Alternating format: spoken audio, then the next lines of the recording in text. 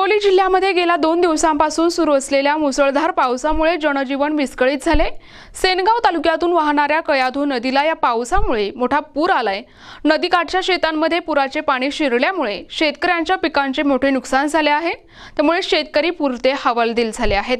या पुरामुळे हळद, सोयाबीन, कापूस, तूर, मूग आणि उडीद यांसारख्या पिकांचे अतोनात नुकसान झाले। शेतकऱ्यांच्या हातातोंडाशी आलेला घास या पावसामुळे हिरावला गेलाय। त्यामुळे शेतकऱ्यांचे आर्थिक गणित पूर्णपणे बिघडले आहे। प्रशासनाने तातडीने पंचनामे करून नुकसानग्रस्त शेतकऱ्यांना योग्य ती मदत द्यावी अशी मागणी जोर धरत आहे।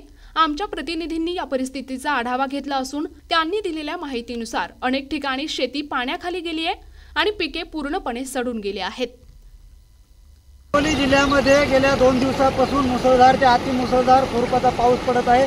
आपण पाहू शकता सेनगाव तालुक्यातील कयाधू नदी आहे। या कयाधू नदीला मोठ्या प्रमाणात पूर आलेला आहे।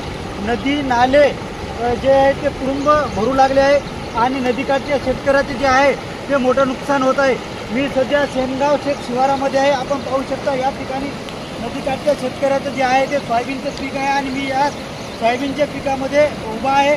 आपण बघू शकता या ठिकाणी शेतकऱ्याचं जे आहे त्या पिकामध्ये मोठं नुकसान झालेलं आहे। नदीचं पाणी जे आहे ते या शेतकऱ्याच्या शेतामध्ये गेलेलं आहे आणि या शेतीचं मोठं नुकसान जे आहे ते झालेलं आहे। याचबरोबर हळद असेल, सोयाबीन असेल, तूर असेल अशा प्रमुख पिकाचं जे आहे ते मोठ्या प्रमाणात नुकसान झालेलं आहे। 2 दिवस झाले सेनगाव तालुक्यासह हिंगोली जिल्ह्यामध्ये मुसळधार पाऊस होत असल्याने नदीकाठच्या शेतकऱ्याचं जे आहे ते मोठ्या प्रमाणात नुकसान होत आहे। प्रतिनिधी महादेव हरण, NTV न्यूज मराठी, सेनगाव, हिंगोली।